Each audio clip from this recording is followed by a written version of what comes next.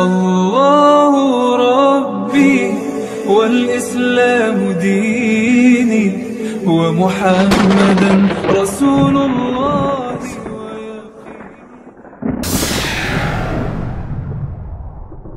Assalamualaikum warahmatullahi wabarakatuh. Waalaikumsalam warahmatullahi wabarakatuh. Alhamdulillahillazi ja'ala ramadhana syahra siyama lilmu'minin. Wassalatu wassalamu ala ashrafil anbiya'i wal mursalin sayyidina wa maulana Muhammadin wa ala alihi wa ashabihi al-mujahidin at-tahirin, amma ba'du. Ma'asyiral muslimin rahimakumullah. Dari jumlah 12 bulan yang ada dalam agama kita, yang dihitung sejak Muharram sampai dengan bulan Zulqa'dah, maka Ramadan mendapat gelar Sayyidus Syuhur. Sayyidus Syuhur artinya raja, penghulu atau tuan dari seluruh bulan. Apa sebabnya maka Ramadan ini dinamakan Sayyidus Syuhur? Sebab yang pertama, Ramadan dipilih oleh Allah menjadi bulan tempat di mana pertama kali diturunkan ayat-ayat suci Al-Quranul Karim. Allah tidak memilih Rabiul Awal, tidak Rajab, tidak pula Sya'ban misalnya, tetapi dipilihnya Ramadan untuk menjadi bulan di mana diturunkan ayat-ayat suci Al-Quranul Karim. Seperti yang dijelaskan dalam surah Al-Baqarah ayat 185, A'udzu billahi minasyaitonir rajim. Syahrul Ramadan allazi unzila fihi al-Qur'an hudan lin-nasi wa bayyinatin minal huda wal furqan. Bulan Ramadan, bulan di mana diturunkan di dalamnya Al-Quranul Karim, yang merupakan petunjuk dan jalan menuju petunjuk bagi orang-orang yang beriman.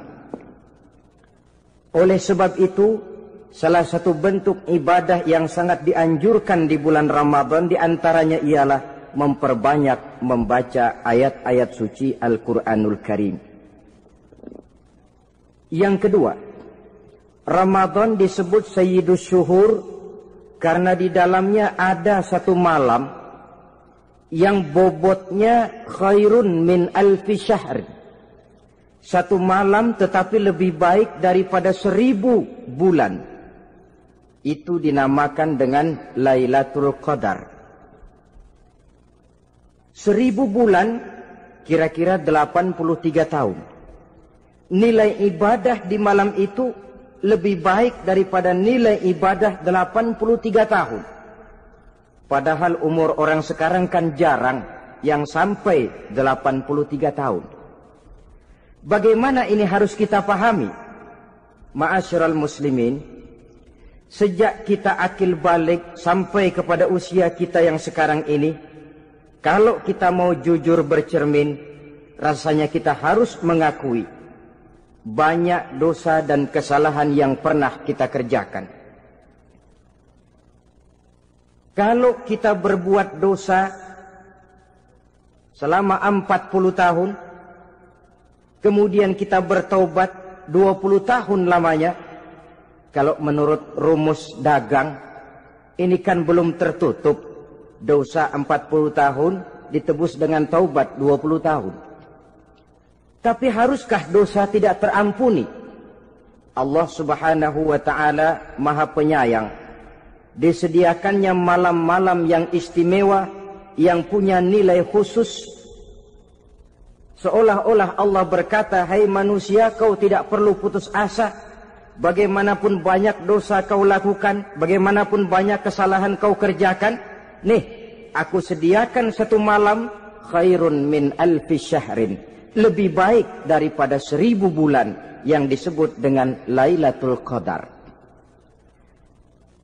Kapan sih Lailatul Qadar itu? Menurut Al-Imamul Ghazali, Lailatul Qadar itu adanya pada 10 hari yang akhir di bulan Ramadan, terutama pada malam-malam ganjil. Malam 21, 23, 25, 27, dan 29. Tapi orang yang ingin menemukan Lailatul Qadar, dia harus sudah berjaga sejak awal Ramadan. Jadi nggak boleh pakai ilmu ngincer. Tahu ilmu ngincer?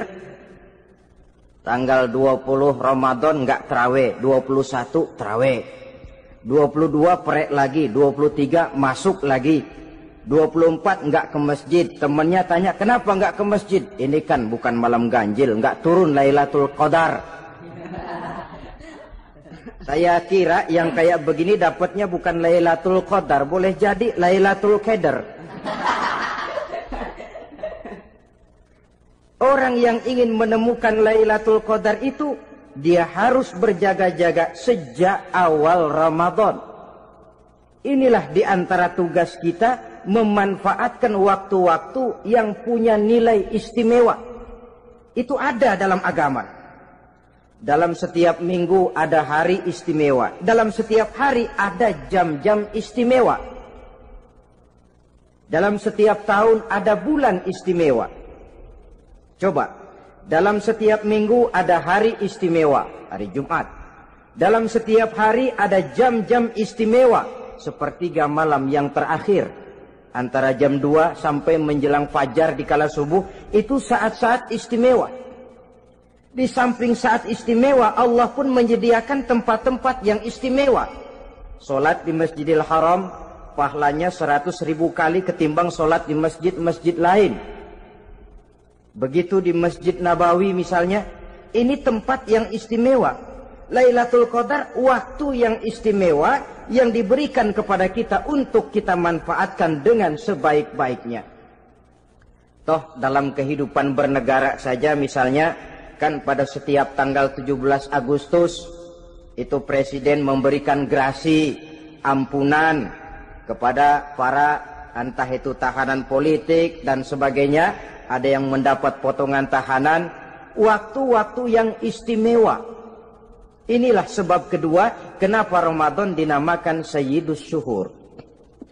Sebab yang ketiga, Ramadan disebut Sayyidus Syuhur karena di dalamnya nilai kebajikan berlipat ganda adanya. Satu hadis menjelaskan, "Lau ta'lamu ummati ma fi Ramadan, latamannau an takuna as-sanatu kullaha Ramadan."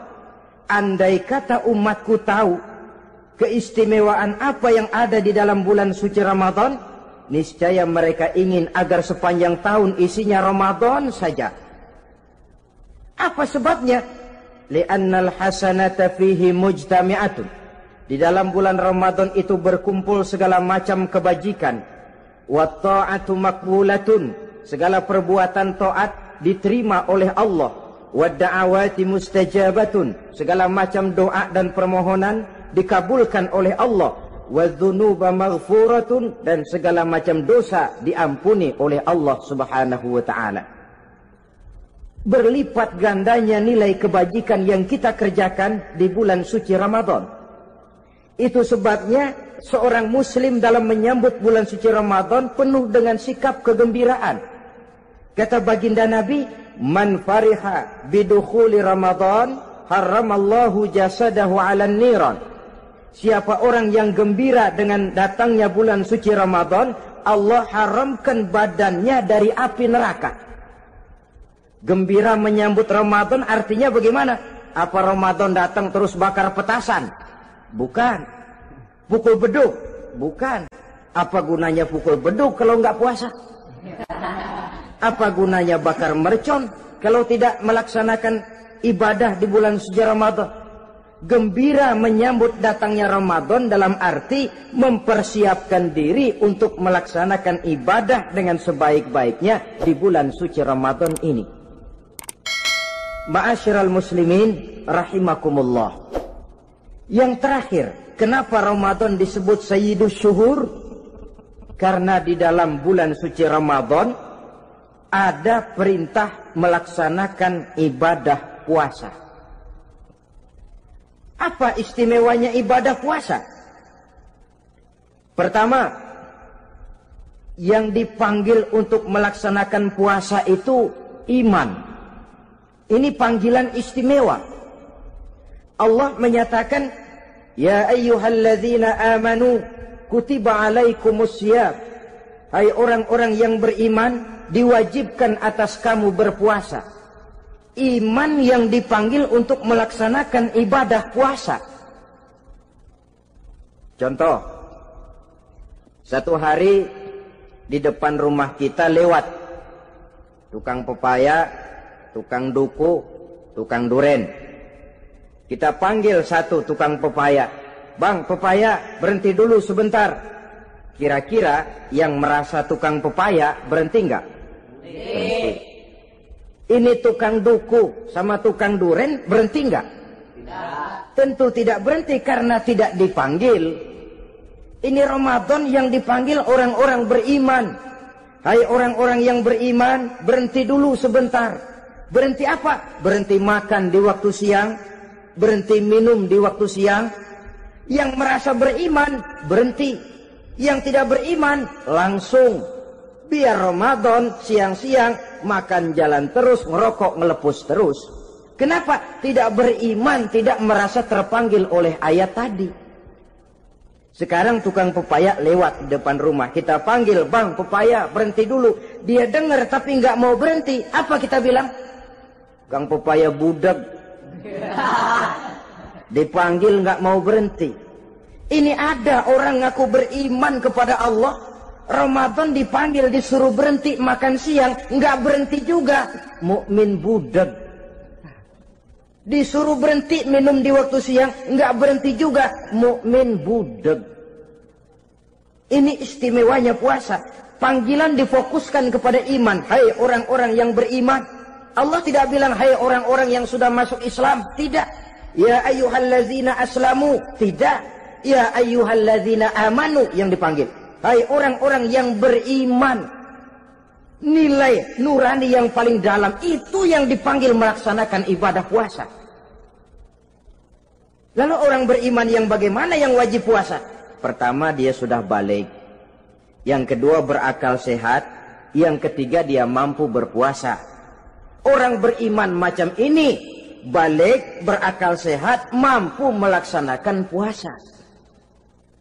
Kalau cukup syarat ini, dia wajib puasa. Kurang syarat, tidak wajib puasa. Jadi kalau di bulan Ramadan ada teman kita tidak puasa, jangan heran barangkali syaratnya kurang. Cukup dalam hati saja, ini orang kurang syarat. Makanya nggak puasa.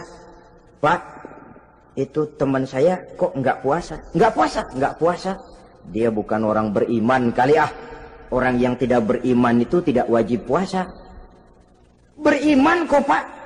Iman, tapi nggak puasa. Nggak puasa. Belum balik kali ah. Belum balik, cuma badan doang gede. Bongsor kali itu. Belum balik. Sudah kok Pak, sudah balik. Sudah balik, sudah. Tapi nggak puasa. Enggak. Gila kali dia ah. Gila kali, sebab orang yang tidak berakal itu tidak wajib puasa. Waras Pak, dia tidak gila. Tidak gila, tidak. Barangkali dia tidak mampu melaksanakan puasa karena terkena uzur syar'i. Ini keistimewaan puasa yang pertama yang dipanggil melaksanakannya iman. Keistimewaan yang kedua, oleh karena yang dipanggil iman, maka puasa dinamakan ibadah sirriyah. Ibadah rahasia. Kalau kita sembahyang, orang lihat kan? Lihat enggak? Lihat. Kita bayar zakat, orang tahu. Kita pergi haji, apalagi pergi haji, sekampung nganterin. Tapi kita puasa atau tidak puasa, yang tahu kan cuma kita dan Allah saja. Pura-pura sedekah, nggak bisa. Pura-pura sholat, ketahuan. Gerakannya mesti canggung. Pura-pura pergi haji, kemana perginya? Tapi pura-pura puasa, gampang. Namanya ibadah sirriyah. Bulan puasa, jam 8 pagi, makan. Keluar rumah bibir lap yang kering. Jalan lemesin dikit. Ada angin belaga miring. Temennya tanya, "Lu lemes amat, gue lagi puasa nih." Orang lain bisa dibohongi. Sebab puasa memang merupakan ibadah sirriyah yang tahu cuma kita dan Allah saja. Karena dia ibadah rahasia, puasa ini sulit terkena penyakit riya. Ibadah yang lain karena kelihatan orang, gampang kena penyakit riya, to show only. Sholat karena kelihatan orang, gampang kena penyakit riya. Karena saya jadi imam, misalnya di belakang saya lihat ada mertua, wah, saya bikinlah sembahyang saya mantap-mantap, pakai serban, pakai siwak, bahasanya saya paseh-pasehin kayak orang 16 tahun di Mekah. Wah, usolli warwal maghribi salasa raka'atin Allahu Akbar. Surahnya saya cari yang panjang-panjang, paling pendek sabbihis sama wadduha. Akibat apa itu? Riya, di belakang ada calon mertua. Tapi kalau sholat sendirian dalam kamar, boro-boro pakai serban dan siwak, kadang-kadang kaos kutang saja cukup. Surahnya jangan sabbih sampai wadduha, langganannya inna a'toinakal kautsar sama qul huwallahu ahad. Karena sholat terlihat orang, mudah kena penyakit riya. Sedekah pun begitu. Mulanya niatnya cuma mau sedekah 5.000, karena ada orang yang disedekahsegani naik 10.000, yang 5.000 sudah karena orang. Jadi ibadah yang lain itu mudah terkena riya, tapi juga mudah dinilai orang. Kita bisa saja bilang, itu orang sholatnya khusyuk ya. Kenapa? Kelihatan dari gerakannya. Itu orang hajinya mabrur ya. Kenapa? Kelihatan dari tingkah lakunya setelah pulang haji. Itu orang sedekahnya berani ya. Kenapa? Ketahuan dari jumlahnya. Ibadah yang lain bisa dinilai, tapi puasa nggak bisa dinilai. Tuh orang puasanya mantap bener ya. Kenapa? Beludah melulu. Itu bukan ukuran. Itulah sebabnya dia dinamakan ibadah sirriyah, ibadah yang abstrak, yang tahu cuma si pelaksana dan Allah saja. Ini keistimewaan puasa yang kedua. Yang ketiga, saudara-saudara, kalau ibadah-ibadah yang lain, ganjaran pahalanya itu dijelaskan oleh Allah. Sedekah kalau ikhlas pahalanya begini. Haji kalau mabrur pahalanya ini. Sembahyang berjamaah pahalanya ini. Untuk puasa tidak. Puasa Allah cuma bilang as-siyamu li wa ana ajzi bihi. Puasa adalah untukku, aku yang akan membalasnya. Berapa besar balasannya tidak dijelaskan oleh Allah. Apa artinya ini? Kalau saudara kerja, mandor bilang, sampean kerja sama saya, gaji 1 hari 5.000. Ketahuan kan, sehari 5.000. Kita bisa kong-kalingkong, ada mandor rajin, nggak ada mandor kendor. Pokoknya sehari 5.000.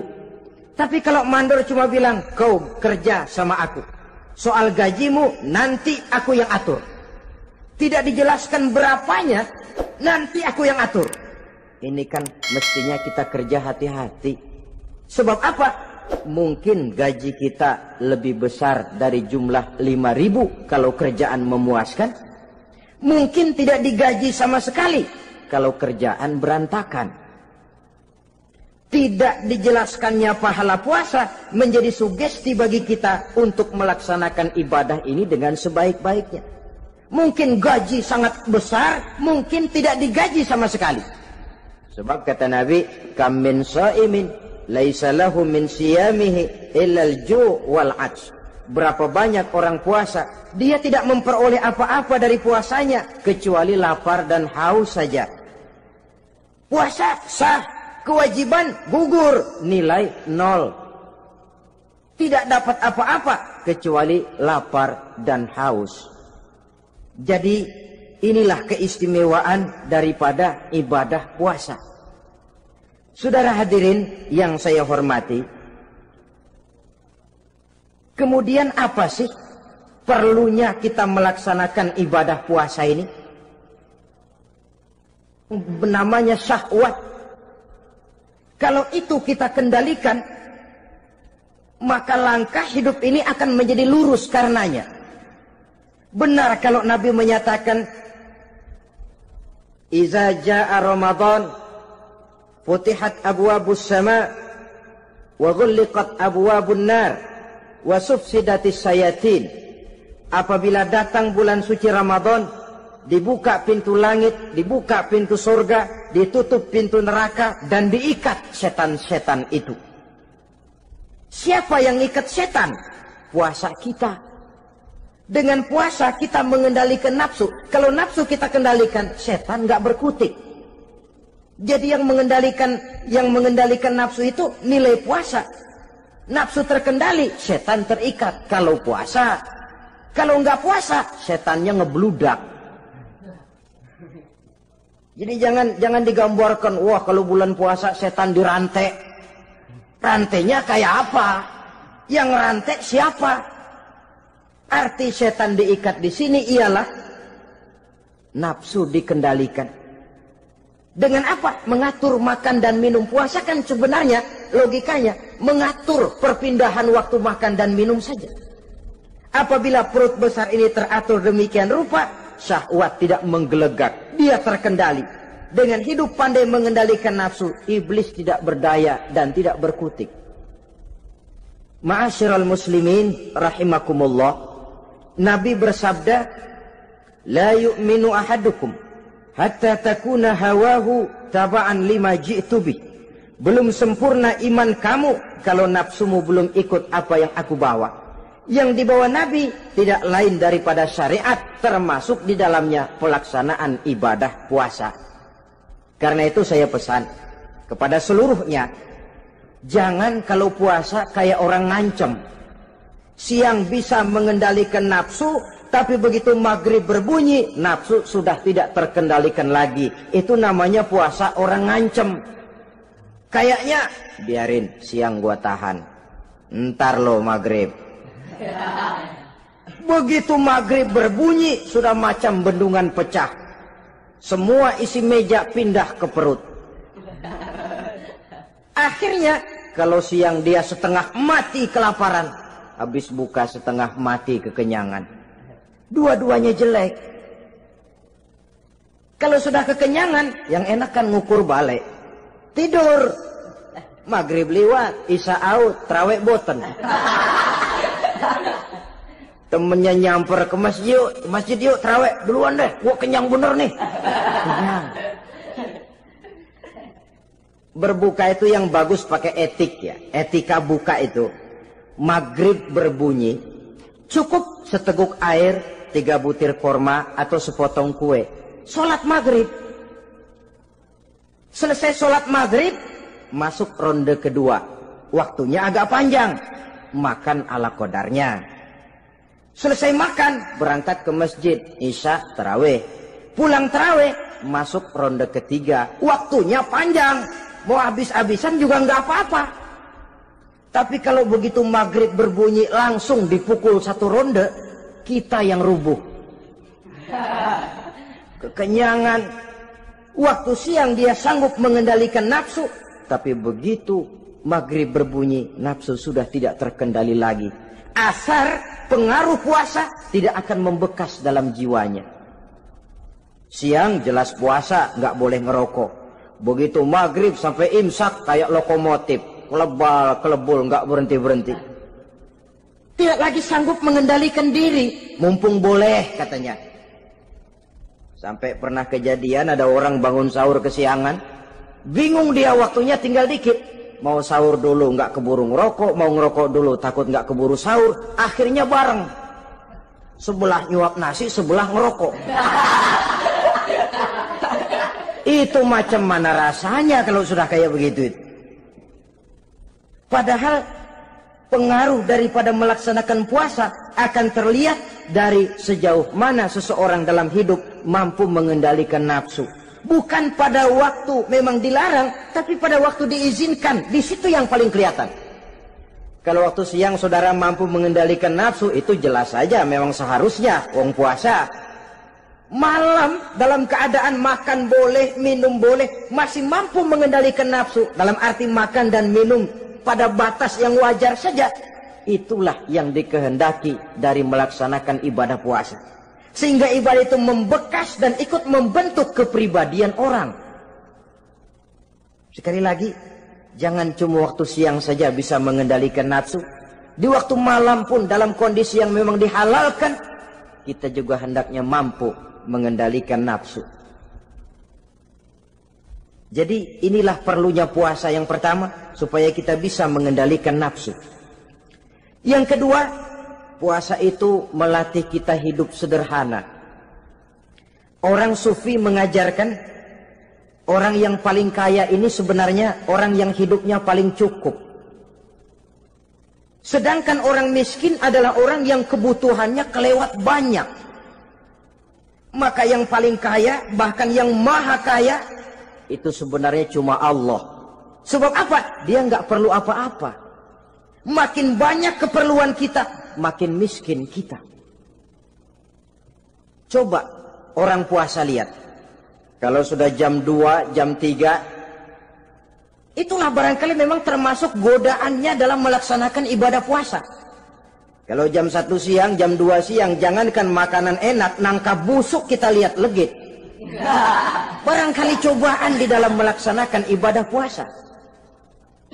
Tapi kalau sudah maghrib berbunyi, berbuka kita kena seteguk air, sepotong roti, 3 butir korma, kenyang rasanya. Kemana keinginan yang tadi begitu menggebu-gebu? Oh, bisikan nafsu rupanya itu. Makin dalam kita merenung, makin sampai kita kepada bentuk kesederhanaan di dalam hidup ini. Puasa membentuk pribadi seorang muslim untuk jauh daripada sifat tamak bin rakus alias rakah. Tamak itu berasal dari kalimat toma dalam bahasa Arab yang sifatnya sudah terukir dari hurufnya. Huruf to, tengahnya bolong. Huruf mim, tengahnya bolong. Huruf ain, mulutnya mangap, perutnya gede. Jadi orang tamak macam itulah. Apapun yang diberikan Allah tidak pernah ada cukupnya dan tidak pernah ada syukurnya. Sehingga Nabi menjelaskan, lau anna libni Adam wadiyani min zahabin labtagha lahuma thalisan wala yamla'u jawfa ibna Adam illa turab. Andai kata manusia mempunyai 2 buah ladang yang seluruhnya emas, tidak usah kepalang tanggung, ladang emas, 2 ladang semuanya ladang emas, dia tidak akan puas, dia akan mencari lagi ladang yang ketiga. Wala yamla'u jawfa ibna Adam illa turab.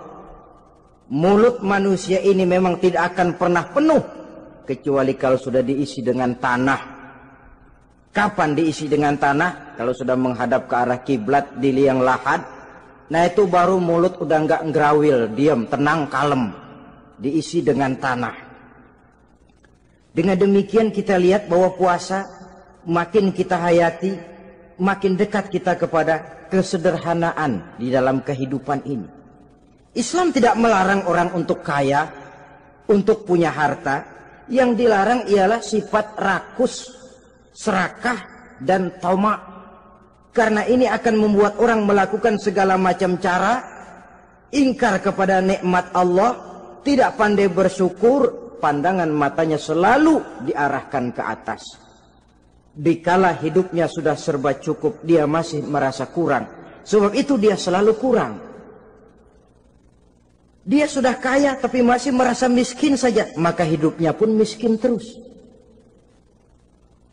Saudara-saudara ma'asyiral muslimin, ini hikmah yang kedua kenapa kita perlu puasa.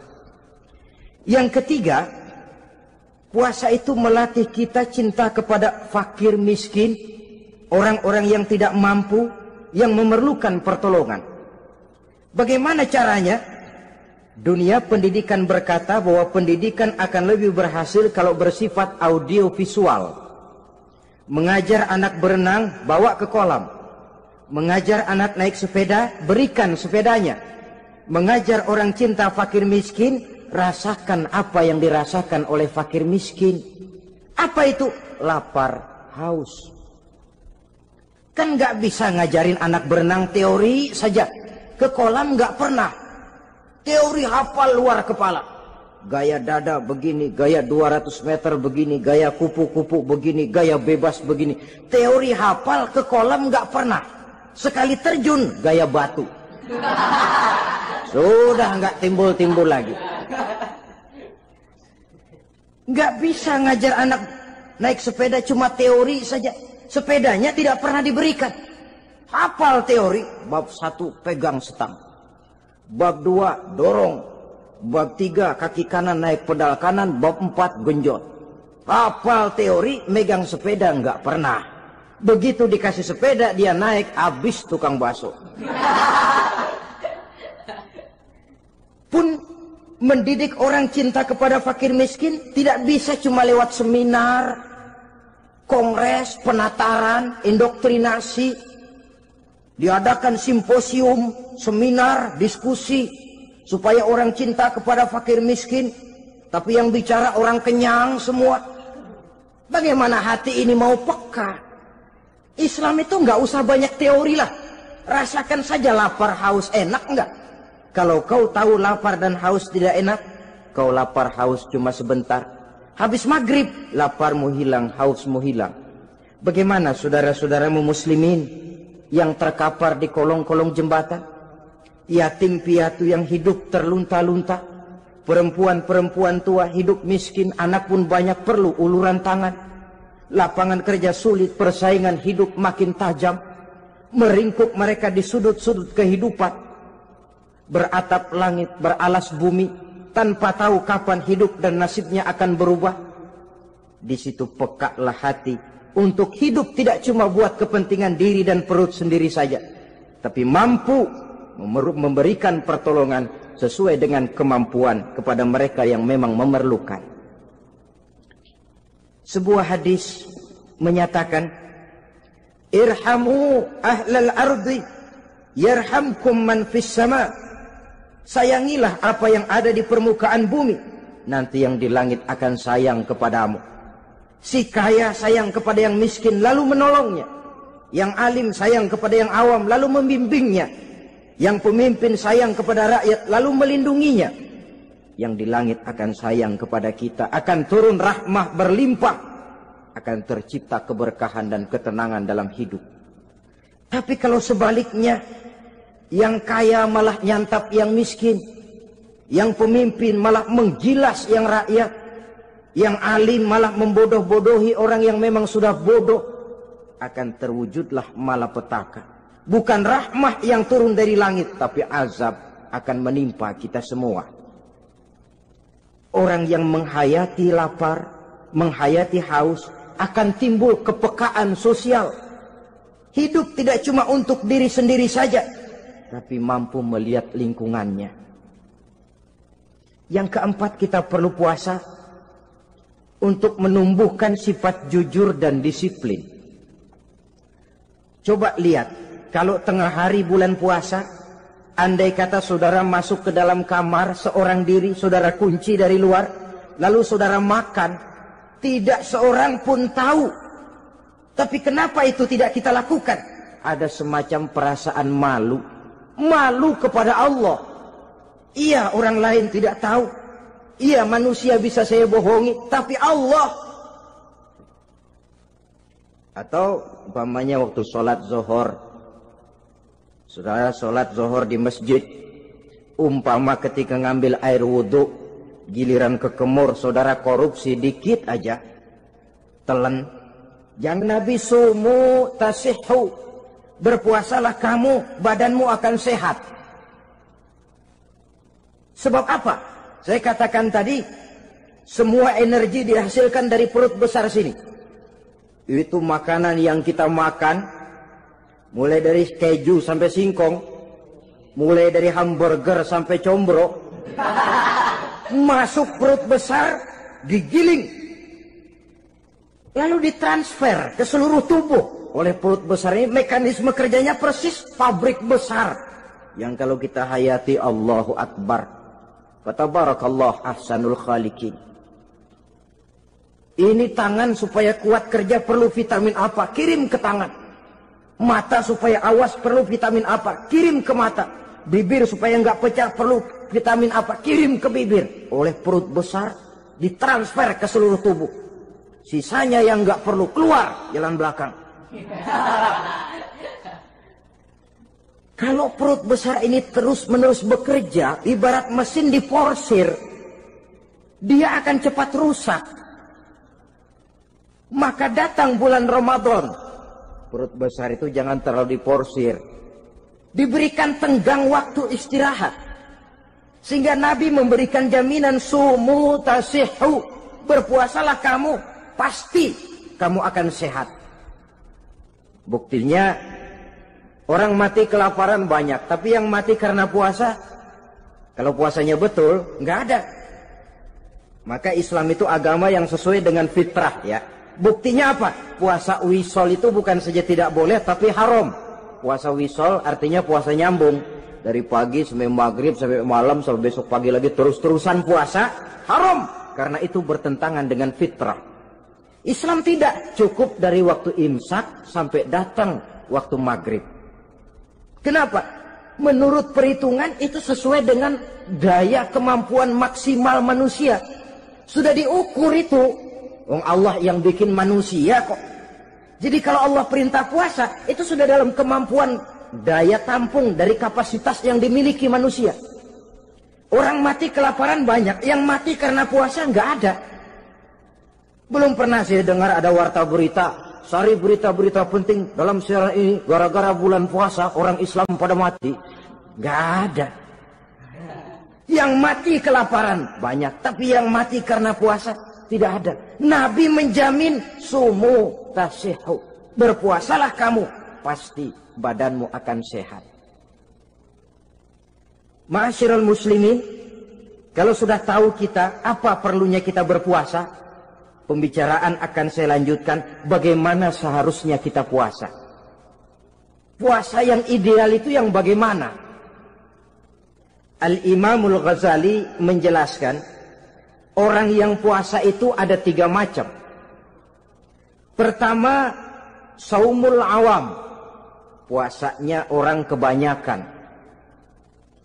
Orang macam ini merasa sudah puasa asal tidak makan, tidak minum, puasa sudah.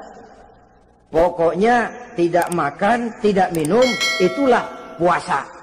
Ini puasanya orang awam. Matanya tidak pernah puasa, kupingnya tidak puasa, kakinya tidak puasa, tangannya tidak puasa. Ini puasa orang awam, kebanyakan.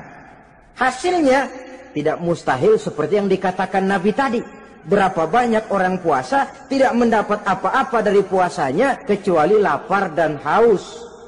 Puasa sah, kewajiban gugur, nilai 0. Kan rugi ibadah semacam itu. Sebab jangan lupa, yang membatalkan itu kan 2. Ada yang membatalkan pahala puasa, ada yang membatalkan puasa. Bedanya apa? Kalau puasa batal, pahala jelas batal. Tapi kalau pahala yang batal, puasanya mungkin sah. Kewajibannya gugur, tapi pahala tidak ada. Kalau yang membatalkan puasa sih umumnya kita bisa jaga itu. Sebab apa? Masalahnya konkret, kelihatan. Apa yang membatalkan puasa? Misalnya makan dan minum yang disengaja walaupun sedikit, batal. Sedikit tapi sengaja tidak mengenyangkan, batal. Mamanya pentol korek yang kecil itu, sengaja telan waktu puasa, batal. Kan sedikit pak, nggak kenyang kok. Sengaja itu yang bikin batal. Tapi kalau tidak sengaja seperti lupa, itu tidak batal. Misalnya hari pertama puasa, habis sembahyang subuh tidur, bangun jam 8, lupa kebiasaan, langsung aja nyerbu ke dapur. Dapat sepiring setengah, ingat, astagfirullah, lagi puasa, betul. Setelah ingat bagaimana? Yang masih ada di mulut keluarkan, berkemur, lanjutkan puasanya, sah. Perkara sepiring setengah yang udah kadang masuk bagaimana Pak? Itu rezeki. Lawang orang lupa. Lupa itu kan jenis yang ma'fu anhu, jenis yang dimaafkan. Makan dan minum yang disengaja walaupun sedikit, batal. Batal puasanya. Apalagi muntah yang disengaja, batal puasa itu. Ukuran sengaja kan kita tahu. Apalagi hilang akal, seperti gila atau pingsan, batal puasa. Apalagi hubungan suami istri di waktu siang secara sengaja, batal. Kalau sengaja, kalau nggak sengaja, enggak.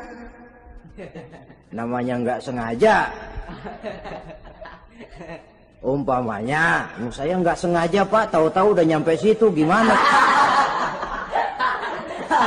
Yang nggak batal, cuma begitu ingat, buru-buru selesai mandi, lanjutkan puasanya, sah. Jangan begitu ingat sih ingat Pak puasa, cuman tanggung. Nah, ini tanggung ini yang bikin jadi batal. Dan jangan lupa, orang yang membatalkan puasa karena hubungan suami istri, dendanya paling berat. Seorang sahabat pernah lapor, halaktu ya Rasulullah, ya Rasul, celaka saya. Ma ahlakaka, apa yang bikin kamu celaka? Saya lagi puasa Ramadan ya Rasulullah, saya nggak tahan. Lalu saya nyelonong sama istri saya, pengantin baru ini rupanya. Nyelonong bagaimana? Ya nyelonong.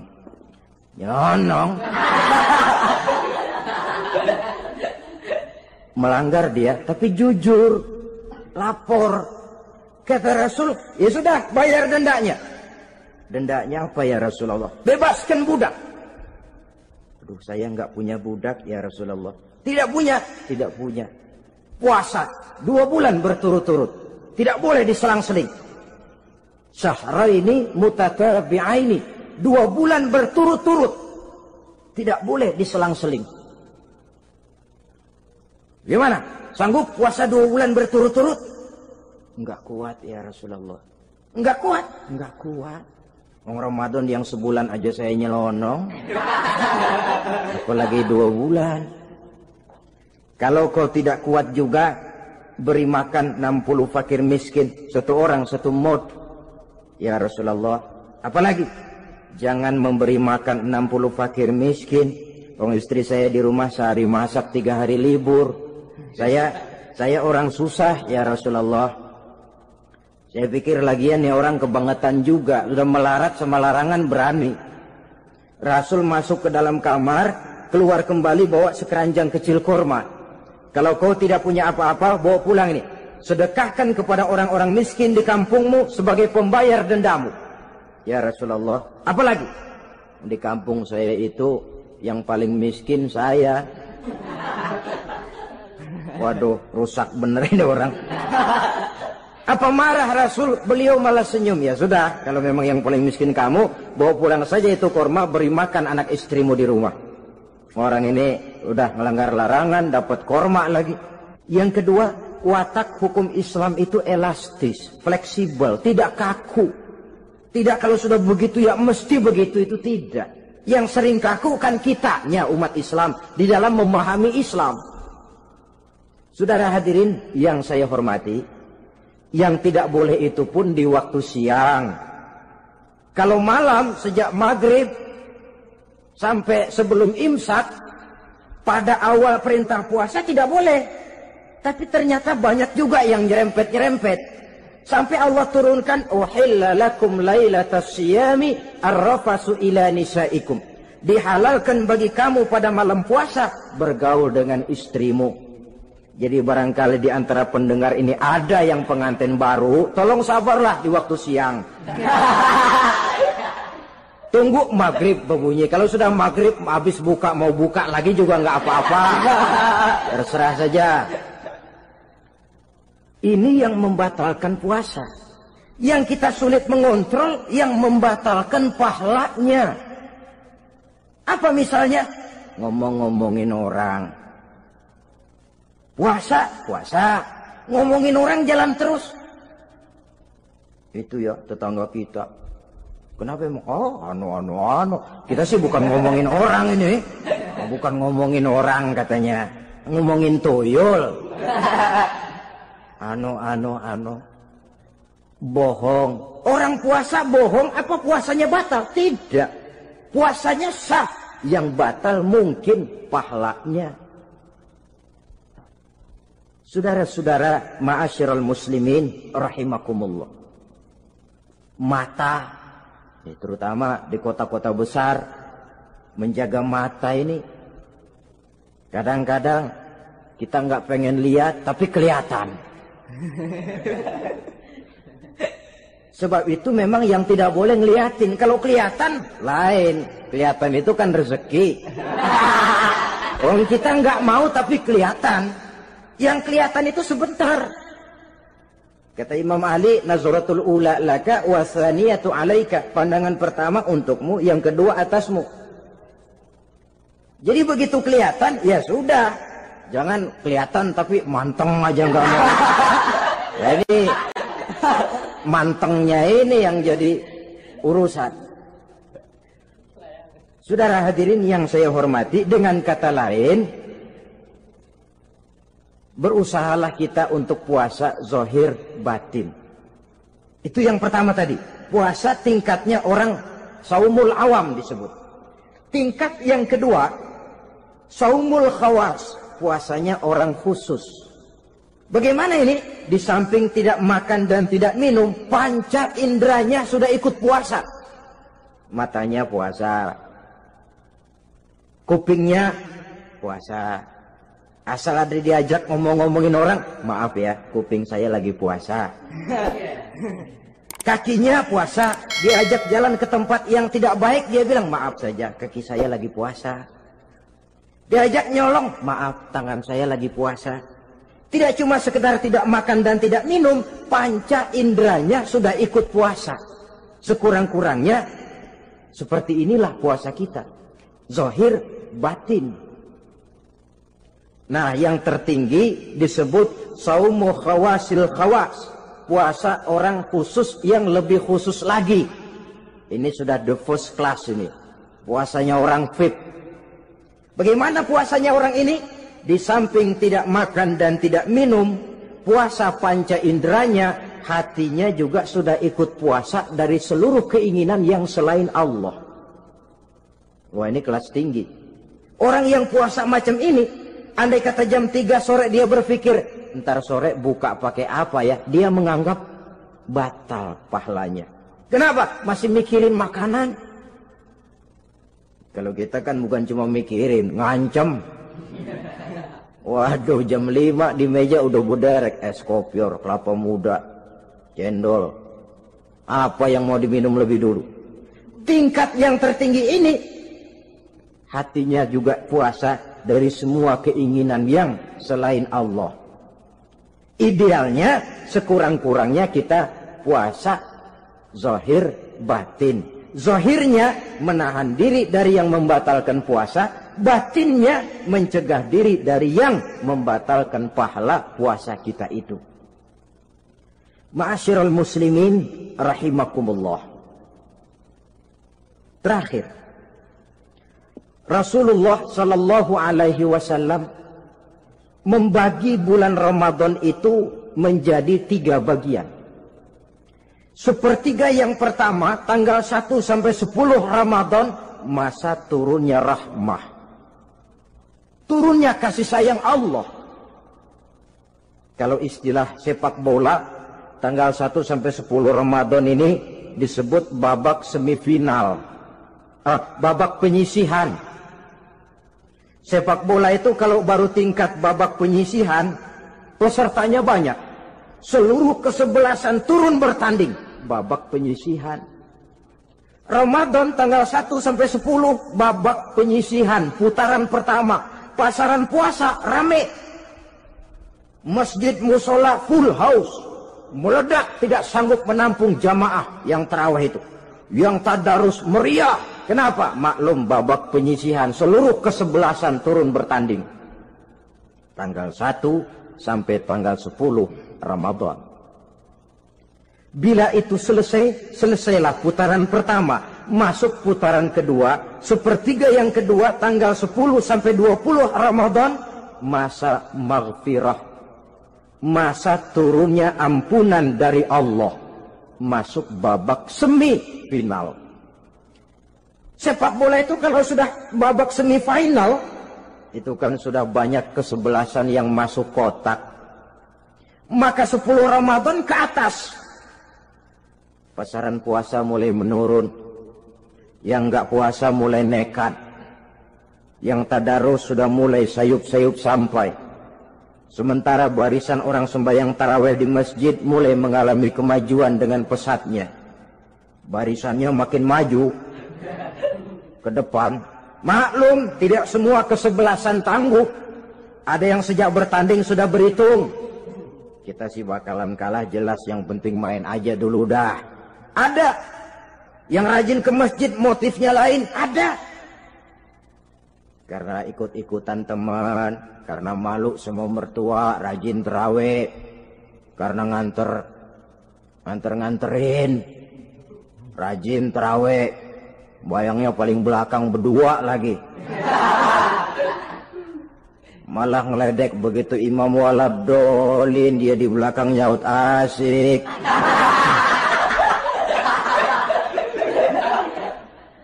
Yang kayak begini ini sudah nggak bakal tahan lama, akan gugur di babak semifinal.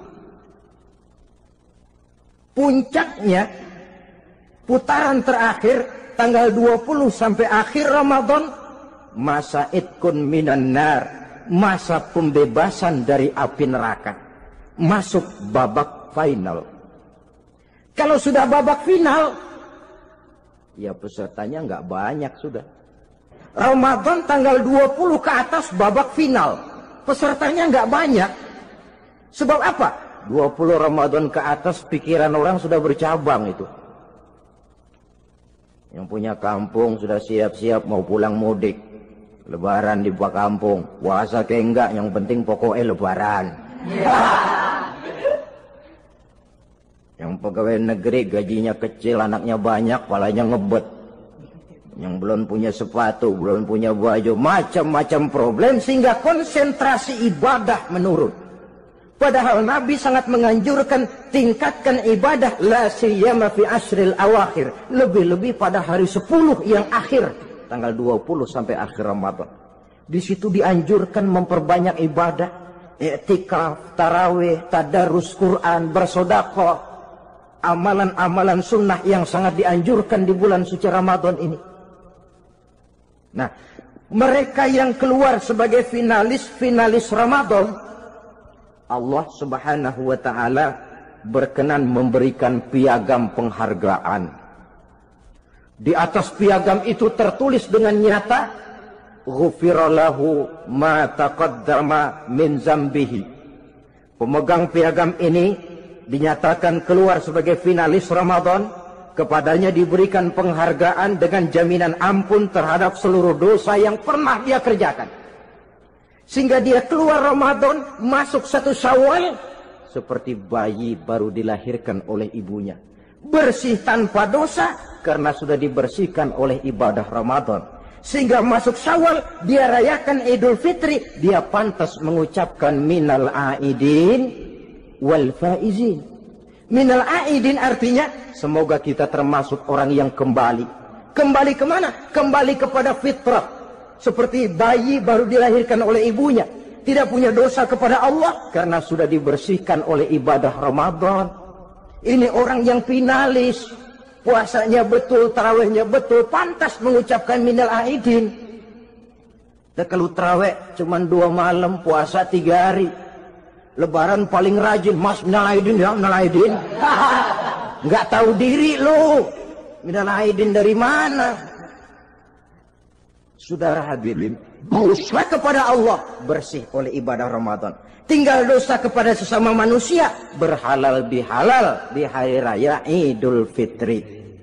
Nah, inilah pembicaraan kita pada pertemuan kali ini dengan harapan mudah-mudahan ibadah kita diterima Allah, kita keluar sebagai finalis yang pada akhirnya masuk ke dalam kelompok minal aidin wal faizin, orang yang kembali suci kepada fitrah dan orang yang beruntung. Dengan semangat inilah kita rayakan Idul Fitri, hari raya kembali kepada fitrah.